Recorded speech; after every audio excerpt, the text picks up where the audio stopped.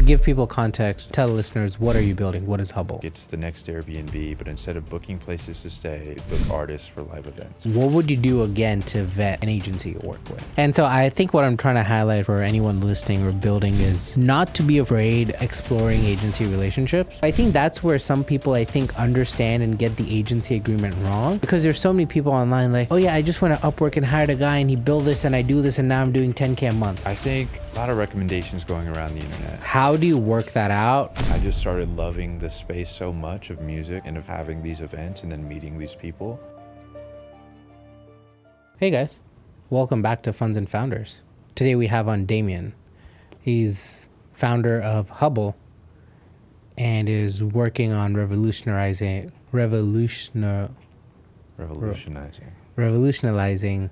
the music industry with your app. Yeah. Welcome to the show. Thank you. Proud to be here. Happy to be here. Let's get into, where do you think your entrepreneurial journey started? You know, I hear a lot of people say they have like an inkling when they're young. I didn't really feel that. Very much throughout the academic years, just went in, went out, studied sports. I did like making money and I had all these like jobs coming up, but I never thought of anything until after college. It was after COVID. Turns out boredom is really good for you. Helps you think a lot if you're not too distracted. And then my first job into the professional world was through tech. And then it was a sales position, but again, coming out of COVID, everything was kind of at a low. There's also remote work. So if you got your job done at a certain amount of time, at a reasonable time, the rest of your day is just kind of left to think again. So I started throwing events for my coworkers, and it was just to get to know people, get to meet people. Never really did that in college. I mean, I went to parties, I went to events and stuff like that. I never really threw it myself because, one, I hate cleaning up. Two, it's a lot of work. But it did prove to be a lot of work. My apartment complex kind of threw in some complaints.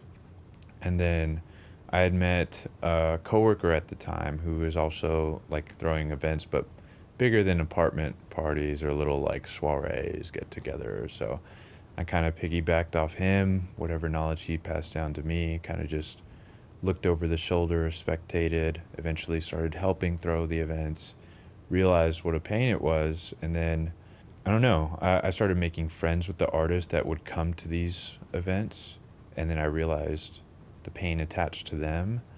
And I never really saw it as like, oh, get rich quick kind of thing.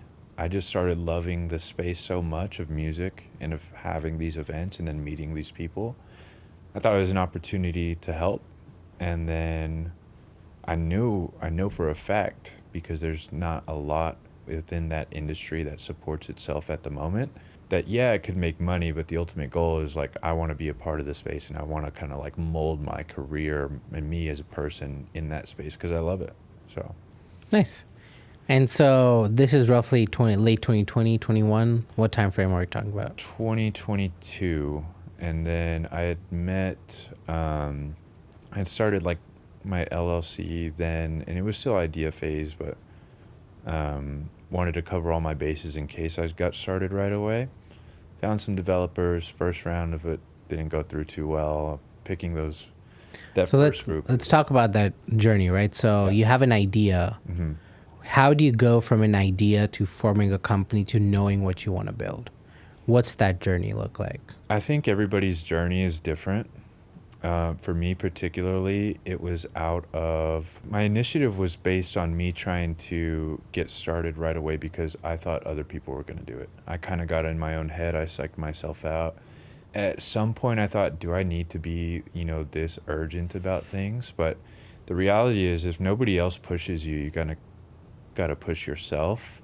So making yourself feel urgent, that anxiety attached to it, although it's not the best for your health, I find it almost kind of necessary because I'm a solo founder, right? So if I don't have me in my own corner, why would anyone else be?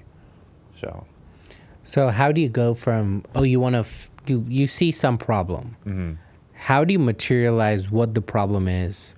And how do you go from that to, okay, let me go find a dev shop, let me go figure out what I want to build? What's that thought process? How are you fixing, iterating? Talk through that process? Yeah, the conviction really carried me through to just ask questions when I started throwing events and when I started just assisting or helping the coworker throw events. It was really just paying attention. So at first, just picking up on things, but then asking the question was the biggest initiative because it bleaks curiosity, right? And then once I found out more and more, I started building a case for myself and what they find important. So who are you talking to? Artists. At the beginning, it was artists, and then it kind of shifted later into other, I guess, personas or ICPs. And but understanding the pain of the artist is where I started. And then ask them questions, build out this plan, and really just get started. I mean, it took a Google search to find developers. Also, not the best way to find developers. So to give people context, tell listeners, what are you building? What is Hubble? Yeah, so Hubble is a platform that essentially, in the whole one-line pitch, is like it's the next Airbnb, but instead of booking places to stay, you'd book artists for live events. There's more to it than that. Obviously, Airbnb, real estate, it's its own market. Music is a lot more difficult. I'm planning on building a marketplace attached to a database that essentially not only helps discover new talent and existing talent, but book them and cover all the managerial processes attached. Got it. And so with that context, you're talking to artists. Mm-hmm. How are you having these conversations? How are you going about doing these potential customer interviews? So mainly in proximity. When I threw the events, like I mentioned, or when I assisted with them on the other stunt, really just popping in a question or two, and it's harmless. The whole idea is not, for me at least, to make it where it's a strict interrogation or an interview per se. It's literally just asking, what do you think of this? Why do you do this? Like, why do you play this way? Or what's the relationship between you and the venue that you're at tonight? Like, I just want to know, oh, this is a sick place. How'd you get it? Right? How did they find you? Vice versa.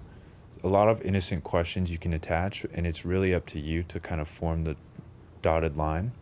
But no formal, outside of a couple, like several friends actually, no formal interview per se. And so how many of these do you think you had? Countless artists. Trusted friends that are artists, maybe around 15. Close, 17, something like that.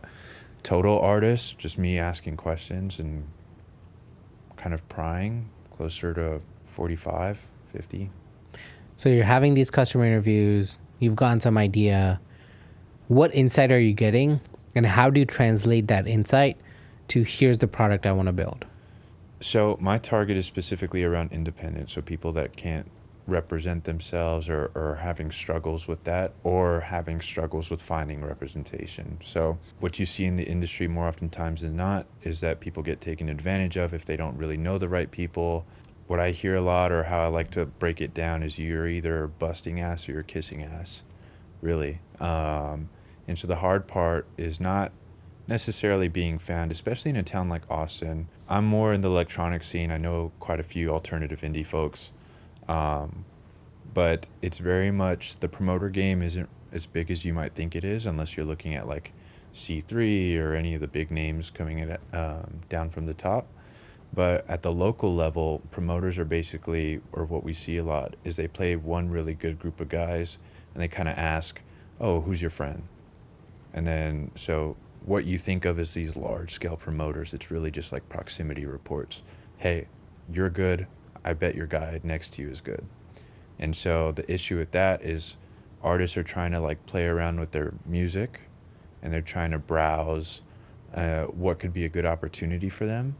But if they're siloed into a certain category where they're not typically known before getting any kind of fan base or anything like that, breaching into venues, breaching into events, breaching into promoters is increasingly difficult. Got it.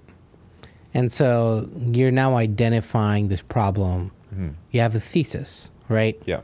Do you try to prove or disprove the thesis, or what's your process? How do you go about building this? Yeah, so pre-launch, right, is a difficult place to be because it is a lot of hypothesis. It is a lot of just a guessing game supported by what people think might be good, right? But, reality could always slap its big hand in your face and tell you, actually, everybody thought they wanted this, turns out they didn't. So the process right now is me going back and forth with like people that I trust, especially on the artist side, and seeing what they think about things. And I've also had the pleasure of connecting with multiple venues and some event organizers as well.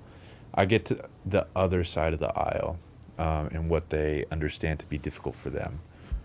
Because I was also that side in a way, or shape or form, right? I had the pleasure of throwing a boutique festival last June, and we booked. What was this? Which one was this? The Once Upon a Time one. No. The one far out? Yeah. In like a ghost town? Yeah, the ghost town one. Yeah. It was a good event in terms of experience.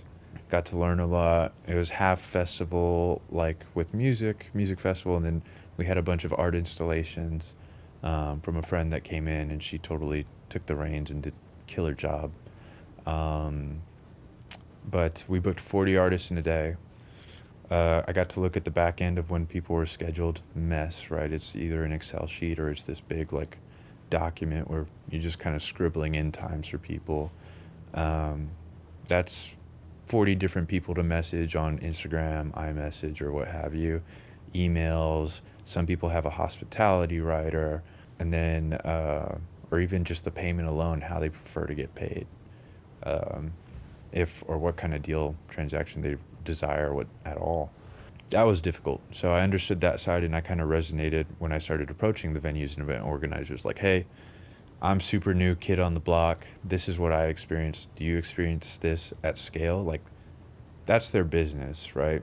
Their job is on the line because their job is their life, right? They own it. So a bad night at a venue, has them sweating bullets. They start thinking about the next month. Nice. The next month. So, yeah, the process, me testing the thesis is me coming out with pre-notions of what I experienced and what I've heard experienced, because I take the observations into huge account, and then just double backing and saying, hey, is this actually a concern? So I can kind of shape. Are you ever afraid of bias? For sure. Yeah. I'm afraid I might be betting too much on theses, but some kind of intuition and some kind of gut instinct is also carrying me, which also scares me, because you've heard people having a great gut, and you've had other situations where people just, go off on a whim and they completely bomb, right? So it's scary to trust yourself, and learning that is honestly a huge thing as a solopreneur too, because you only go off of what you know. And if you're not in an environment, or let's say even if you are in an environment where you can learn stuff like that, practicality is much more than the theoretical, hypothetical situations you can put yourself in. So you have an idea, you're hosting these events, you're sort of workshopping the need for this idea. Yeah. How do you go about materializing this? What's the next step? The beauty of me, quote unquote, throwing these events, because I eventually came to a point where I just threw those apartment parties. I really joined in and assisted someone else with the parties or the events later on. So But you never taken point on the bigger stuff? On the bigger stuff, no, until it came to the festival. That had like a huge part in it for sure. What was the question again? Sorry. So you have this idea, you have a thesis, you're materializing it. Yeah. What's next step? How are you like, oh, here's what I'm building, here's what I'm going to build? I think it's just starting. I think a lot of people take time into thinking it out thoroughly. And I did for a while, but that's what took me so long to get even in your direction down the line. So where did you start? How did you even get there is sort of what I'm trying to paint the picture of. I got there after I had left that tech job, because I just went into another job that I wanted, and it was very much a mindset of me getting what I want. So I kind of went after that on top of trying to help out with events and stuff. It just seemed like a good myriad of all these things coming together, and it just felt like a good time to start. Well, what does starting mean? Going for a developer, trying to build a team. Why was that your first step?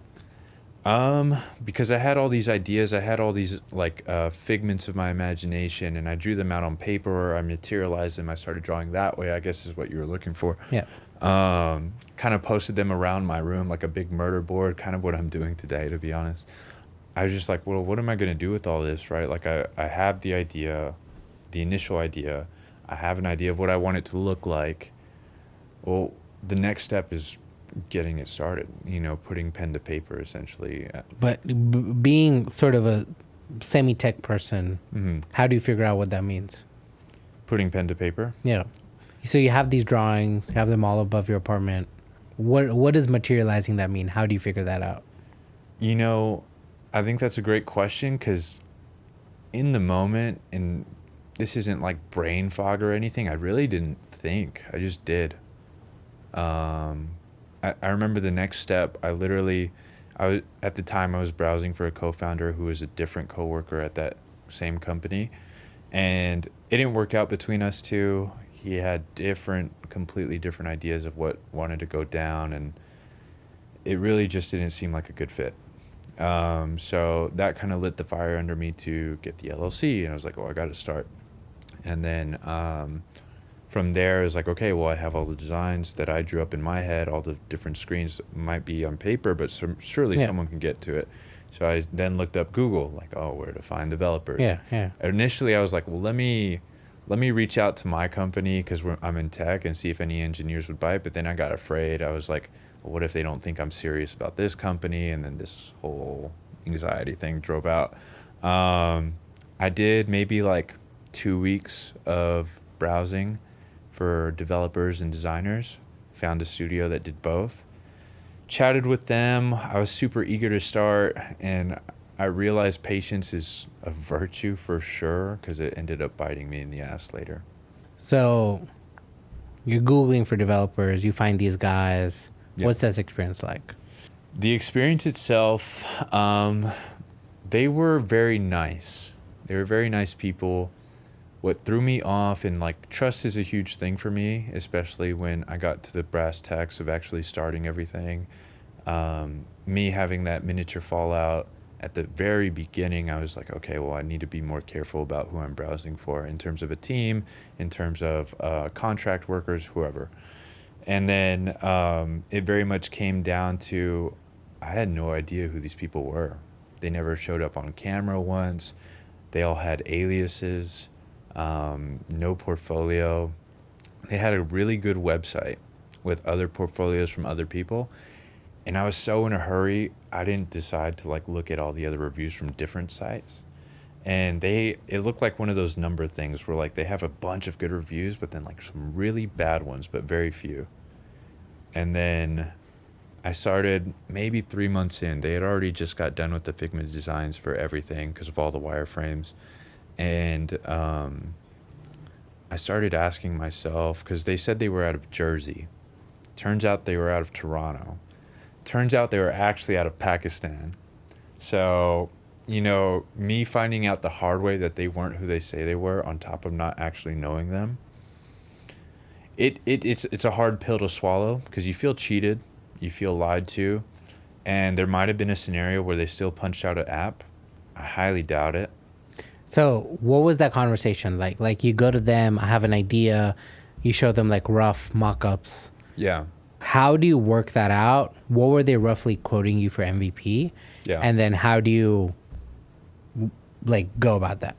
Yeah. So me depicting the envisionment for Hubble as it was, screen by screen, I had to tell them the exact workflow, who's going to be involved, how many different parties, personas, what would I want to prioritize. It was a pretty extensive interview process in terms of how they wanted to help me gear the application.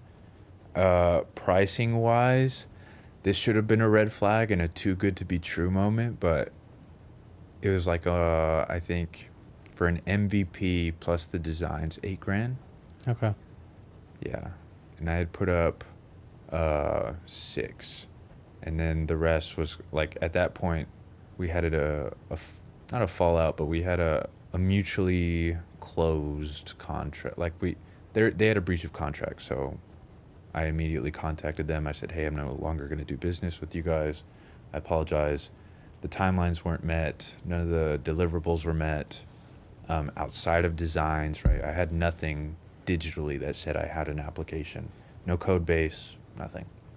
So that conversation, not starting it wasn't the hard part. Ending it was. So how long did this whole process take? Oh, September to January. Because I met you in March at South by. Yeah, it was like a month. I met you a month after I canceled with them. Reflecting on that, what would you do again to vet an agency you work with? That's a great question, because I feel like after meeting you, it kind of made me a lot more comfortable. Honestly, overseas scared me a lot at that point. And like I said, there could have been a scenario where they pumped me out an app. I don't think that would have been the case. And a lot of decisions are emotional sometimes. So realizing that, it's like, okay, maybe I'm giving everybody a harsh time because of these guys. But also $6,000 is a lot of money. The vetting process, yeah. So meeting you in person was a huge step up. Realizing you lived in Austin, huge step up. I can go see you. I can go talk to you. You're within arm's reach. Yeah. Right. And then the team, you not like holding anything back in terms of... Full disclosure, my agency's building your app, but yeah. Yeah, totally. Forgot to mention that. But knowing their names, seeing them on camera, they all have a LinkedIn. Like, these people, they had previous experience that were tangible within a portfolio. Like, I think Gaurav, like our project lead, like he did the 1-800 flowers. Yeah, he has like 10, 12 years, yeah. Yeah, so I'm like, okay, these guys seem a lot more legit. And the pricing seemed a lot more built out. But, I think there's something I heard recently. It's like price is only an issue when value doesn't exist. Yeah. So I associated the cost with what I thought you guys could be worth. Nice. And then building a relationship too. Like, we could go out to events, we could do stuff. Although you're not my CTO, there's still a relationship here. Yeah. So I figured that, and like I recommend to anyone who decides to go find developers, see if like there is any kind of alignment and understanding, not only on just like business ideas. Like, people can get what you're saying. Like, everybody, when I tell them, oh, Airbnb, live music, they get it, but it's really the after effects of what I'm trying to achieve. Like, you may not understand music like I do, or like I'm at the bottom. Don't get me wrong. I'm not any way, shape, or form an expert. I'm expert by experience, and that's minimal at best. But, you're willing to perceive and willing to adapt to kind of understanding the playing field. And that's what you do for a living. So someone who's knowledgeable, someone who's aware, have conversations with them, vet out what they know, what they don't, and see if you want to work with them. I realize whether it's your professional life or whether it's real life, you're only going to be around the people you want to be around. 100%, yeah. So, like, if I didn't want to have a 45-minute conversation with you, you would know. Yeah, you would know. So yeah, makes sense. And so I think what I'm trying to highlight for anyone listening or building is not to be afraid of exploring agency relationships. Not all offshore is bad, but as a founder, at the core of it, it's your product, your liability. Mm-hmm. An agency could promise you the world, right? But at the end of the day, it's your product. You're putting your name on it. You have to do the work to figure out, what do I want? What am I building? Yeah. As a founder, when you're working with an agency, yes, some agencies will be easier and not easier to work with. Mm-hmm. You got to be like, hey, what about this? Hey, I needed this. Like, you pinged me a couple times last week because I was delayed on pricing something out for you, right? And so at the end of the day, it is your job as a founder to run and build your company. Yeah. The agency is not going to be the person who builds your company for you. Yeah. They build your app, they do marketing, SEO, whatever. But at the core of it, it's your direction and vision. And I think that's something sometimes what people get a little wrong is, I feel like when I'm talking to some folks, they're like, oh, build me this. They expect me to build it, sell it, get users, and do everything for them. And so to the point of it, I can work with someone, build you an app. I can get it live. But I can't go to people's phones and make them download it. Yeah. Right? No.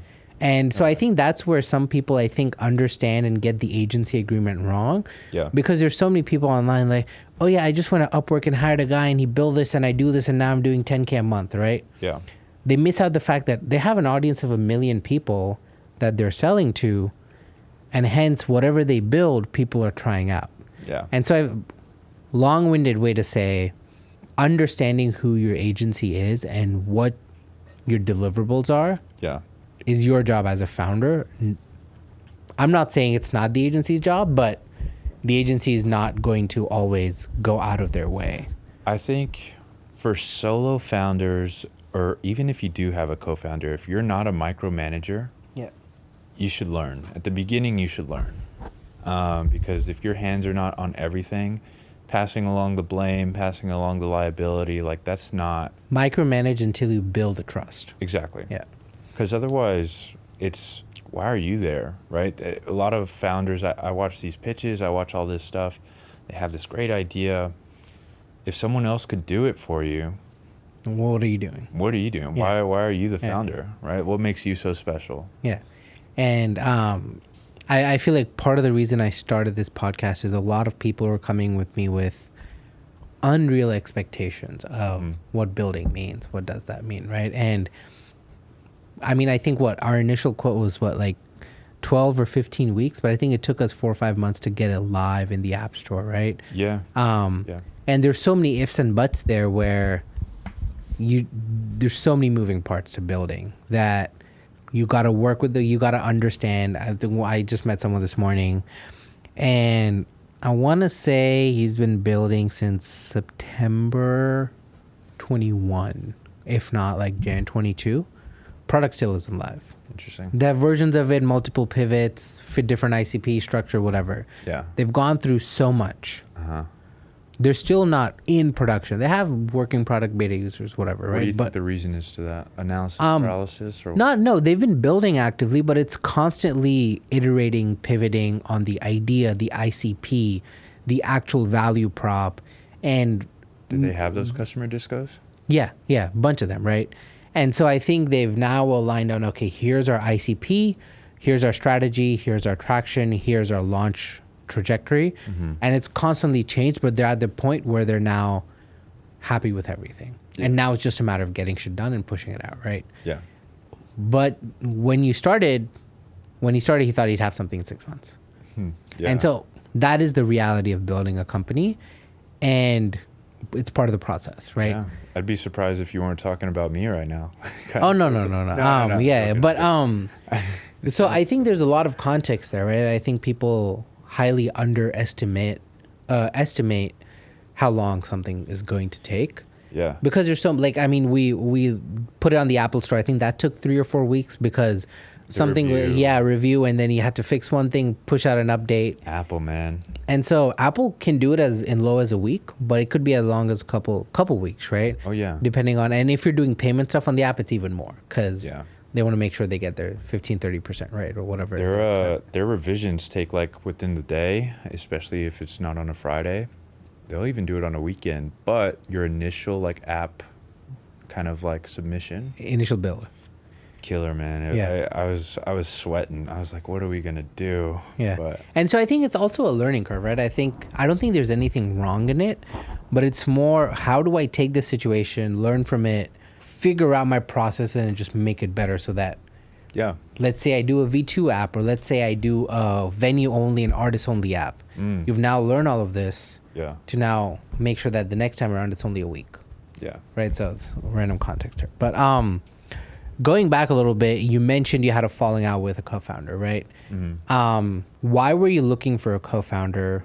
What did you want your co-founder to be for you? Like, what kind of skill set matching? How are you looking for them? Yeah. And then what ended up happening? Why was there a fallout?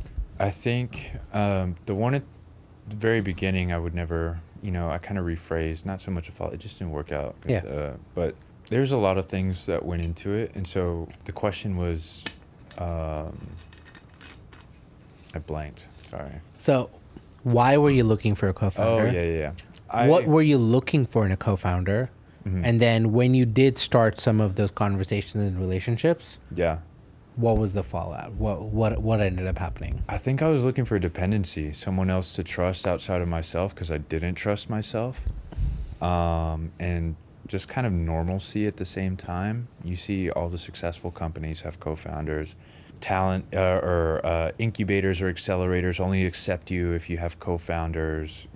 Every great story, all the way from Apple to Facebook, had co-founders. You want a co-founder because you think it's your best chance, and everybody else thinks it too. That's why I wanted one. Now, I think the difficulty came with finding out if they were a complement or a supplement, right? Because if I wanted to pass on liability and trust, what were they going to do that I couldn't? Yeah. And so the reality of it was, I'm a first-time founder. I don't know what I can or can't do. I haven't put myself to that test, and quite frankly, the people I considered weren't put to the test either. So there's a lot of learning along the way. I think, it was almost like a safety net. A co-founder is a safety net in a lot of ways.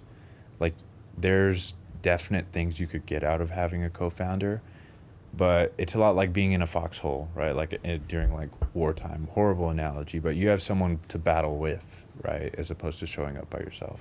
And so you met this person, you were working together. What were you handling? What were they handling? And then how long did that relationship last? The first one was just kind of brainstorming ideas. Like the first session we had was brainstorming, and there's a lot of me just saying what I already thought about and him just kind of agreeing. I didn't like that.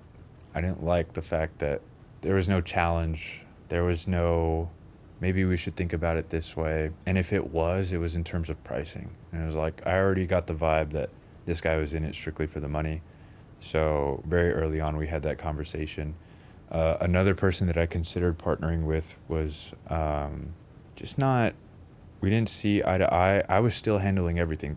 I think that's one of the main issues. Like, if I still feel like I have to do everything and I have to tell you what to do, are we partners or are you my employee, kind of? I mean, I'm not paying them, but, so semantics. Yeah. Like, it's a weird situation to be in because you have people say that they're interested in working with you to some extent. They want to take on a certain role that doesn't exist yet. So for example, one of them was talking about sales. We don't have a product. What are we selling outside of ourselves, right? We can have the conversations, we can build the relationships, but there is nothing that you could do that I would give you half a company for and, say that you're benefiting me in some way, shape, or form. Co-founder conflict is one of the biggest reasons for startup failure. Yeah.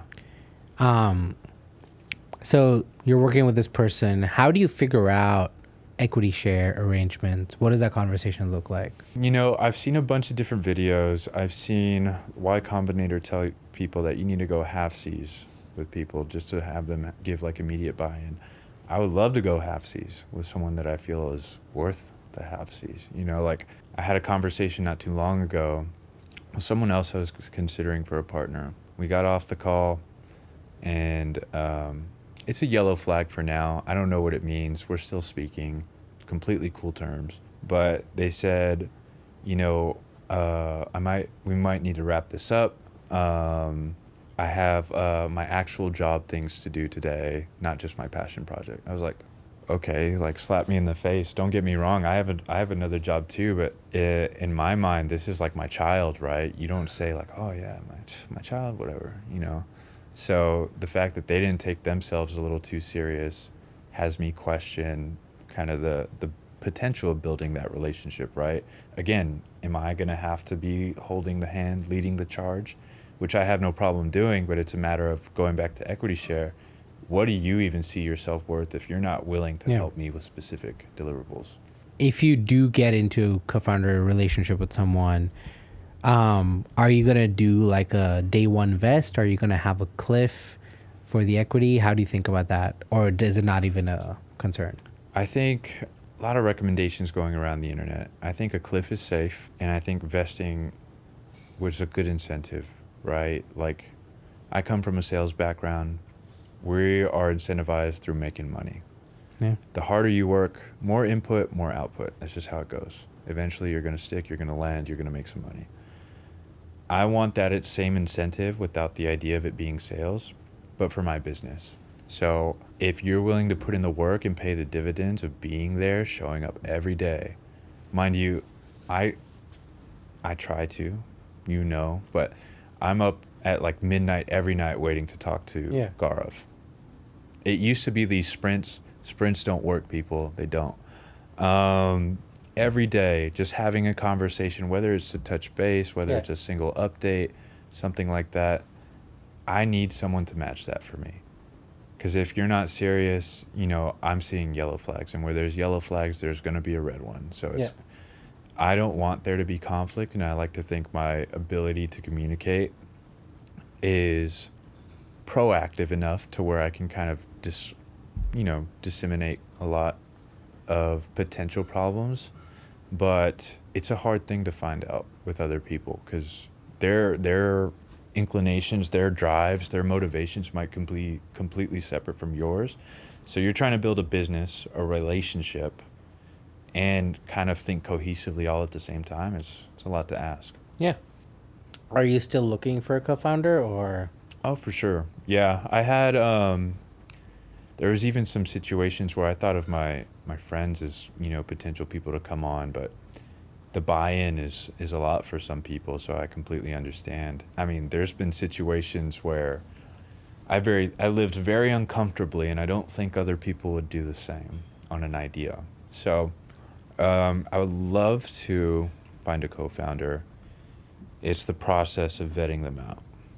Have you heard of co-founder dating? Is that kind of like the YC? Like they have that website? So they have that, but the idea is basically, I met a bunch of people in SF, and basically what they're doing is they'll meet someone and be like, hey, let's work together for 3 months. Let's work on an idea. Let's work on a feature. Let's whatever, right? If you have an idea, let's build a feature. If you're just working on, like, if you don't have an idea, like, hey, let's build stuff over the next 3 months. Okay. And if it works, great. If it doesn't, whatever. I met this person in SF. She was working with someone who I think had gotten like a $10 million check from someone. Goals. And he didn't even have an idea. And so he was throwing money at the problem. Like, oh, let's hire an analyst, do this, let's do that, right? Like, no, let's just figure something out. Let's do it ourselves. Let's hire people to. And so I think that difference in approach, right? I'm not saying that approach is wrong. Yeah. But these guys weren't aligned on that. Yeah. And so, like, okay, great. No problems. I'll just go my way, go your way. No hard feelings. We're still friends. We still will talk. But the way you want to build this is not the way I'm thinking of building what I want to do. Yeah. And so let's just part ways, right? And so that's what I mean by co-founder dating. But yeah, I think you hear it a lot. It's marriage but worse, right? Because they don't just take half of everything. If they take something, everything's probably going to collapse like a house of cards.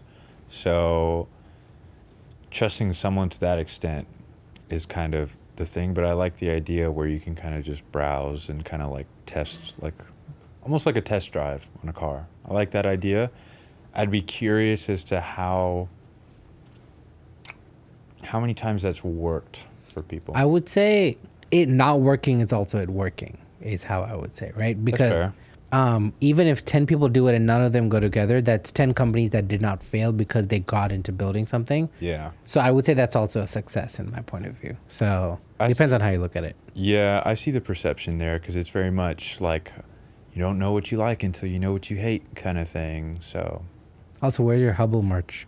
You're supposed to rep it everywhere. Dude, I drove from Dallas. It was a tough drive. I hate traffic. But next time, for sure.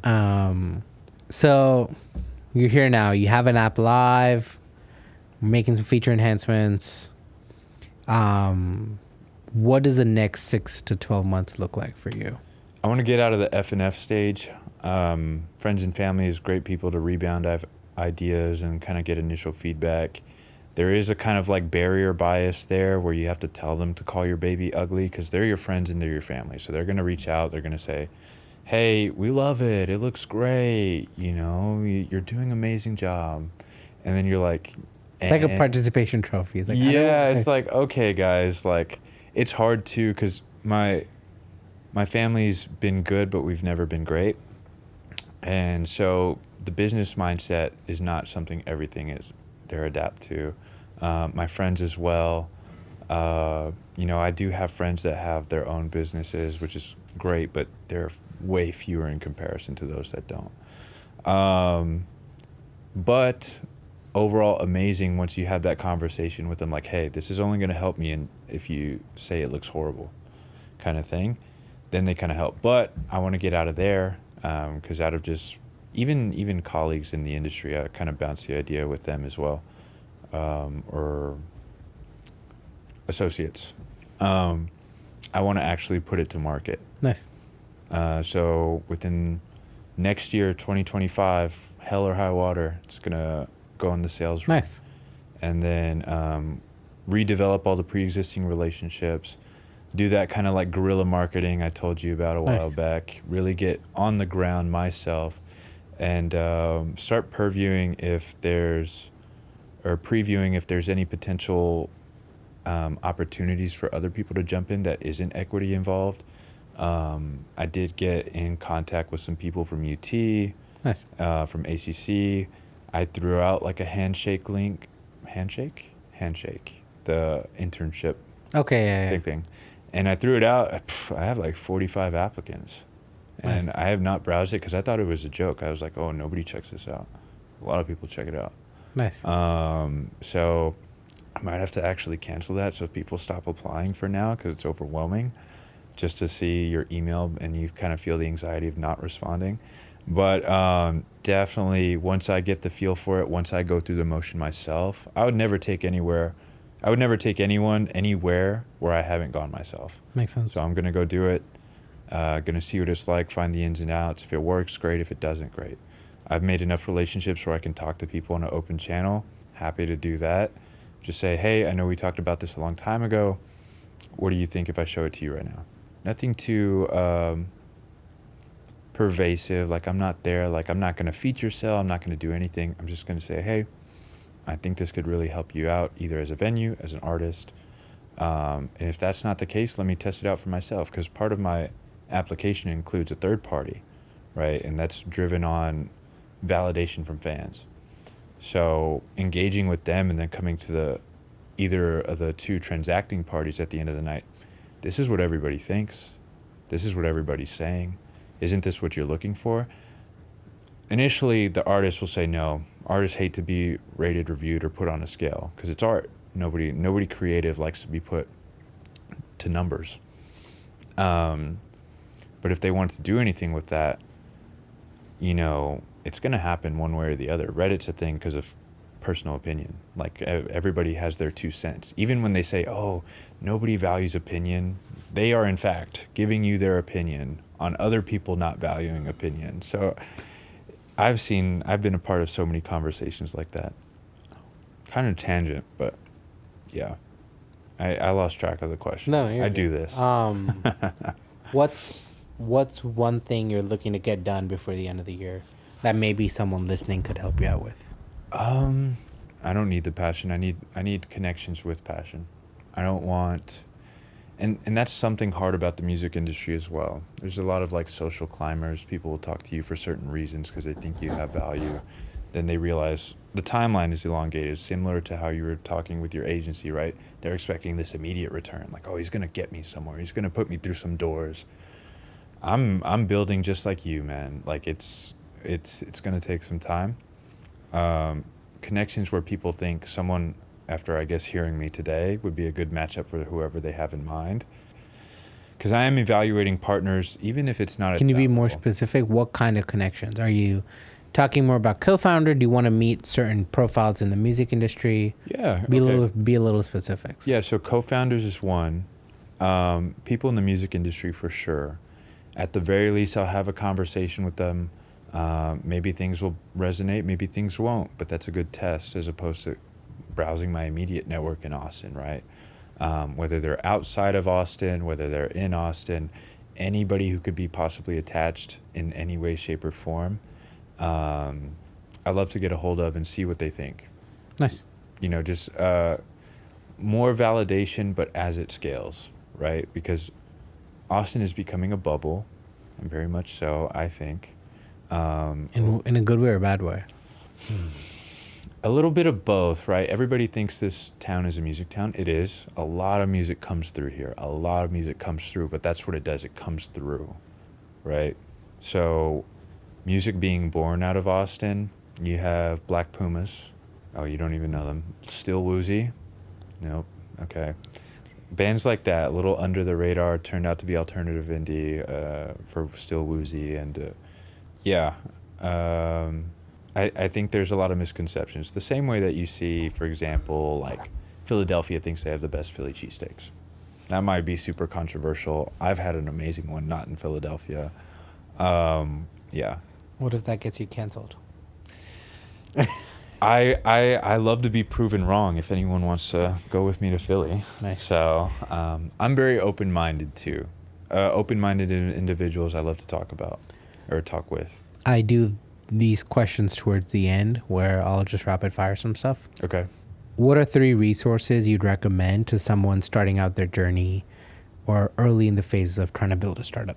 Resources, or like academic? Anything. Books, podcasts, people, mentors, anything. Blog, YouTube video, whatever. Simon Sinek, Start With Why. That's huge. You know, I've read it. I've listened to it in an audiobook too. It's just... What's your one takeaway from the book? Mention the other 2 and then we'll go back to them. Okay. You know that YouTube, you learn a lot through YouTube, other people's experiences. Any accounts or channels in general, in specific? Why Startup School helped at the very beginning. Then you kind of realize that they're in the mind of tech. And then you also see in the past year, they invested in like 84% AI companies. So I feel like they're increasingly growing out of touch. Or maybe they're leading the way. I don't know. I'm new here.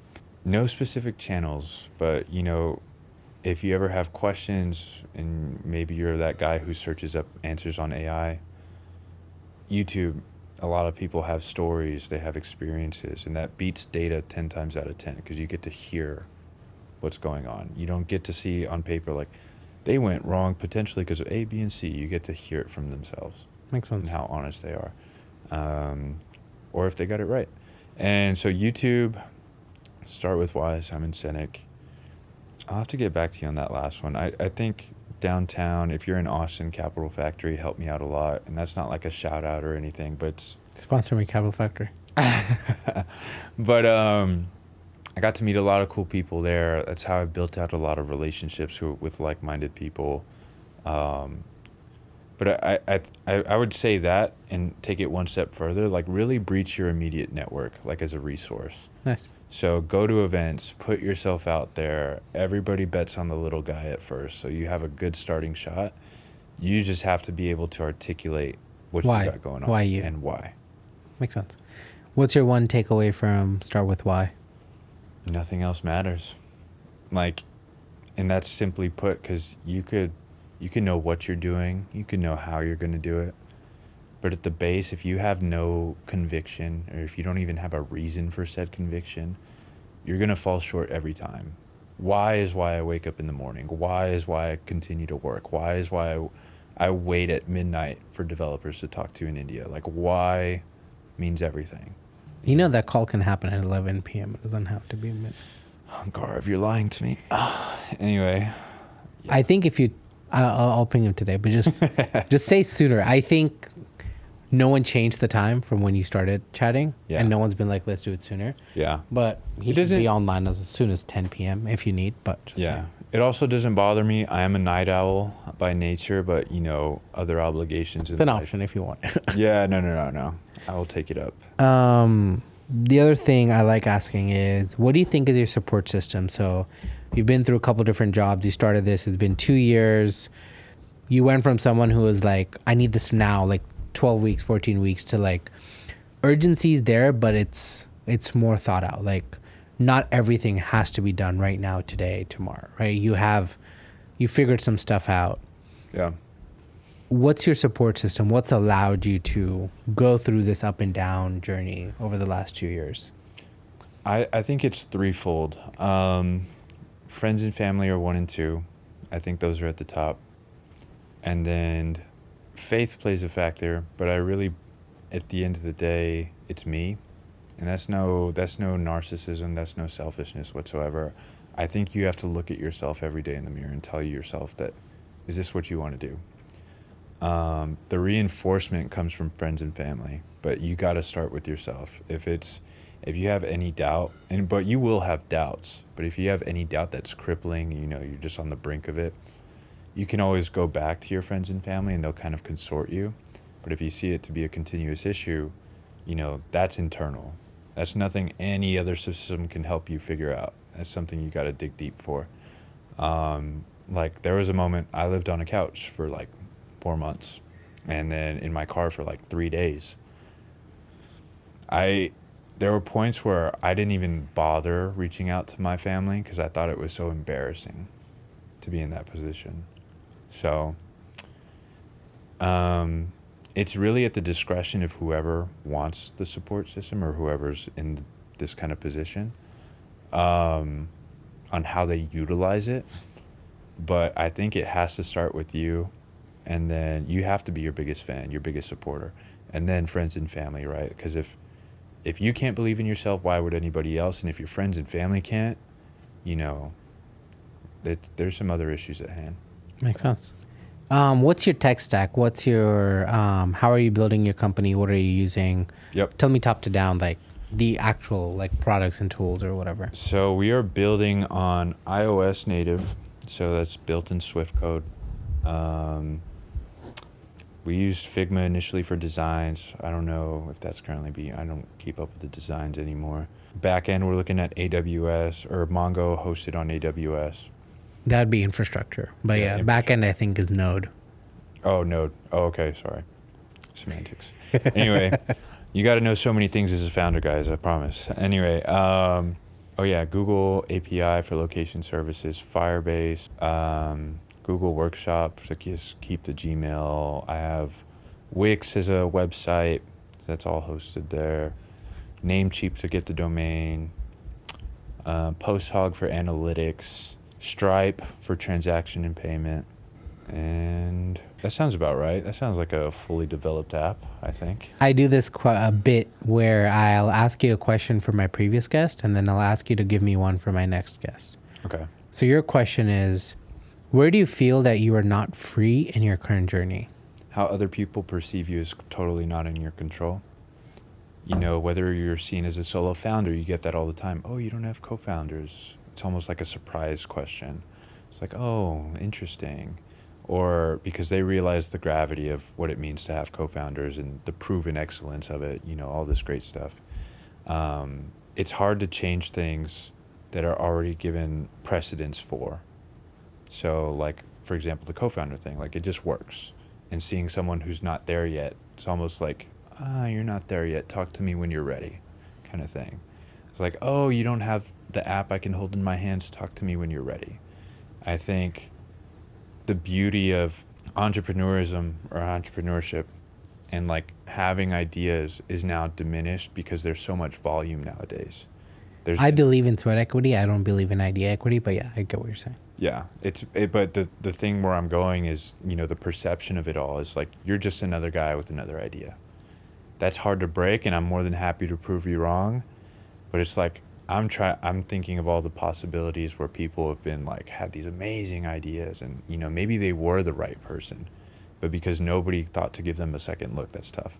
Me personally, I'm having all these great conversations, and I'm meeting all these great people and I'm ready to get started.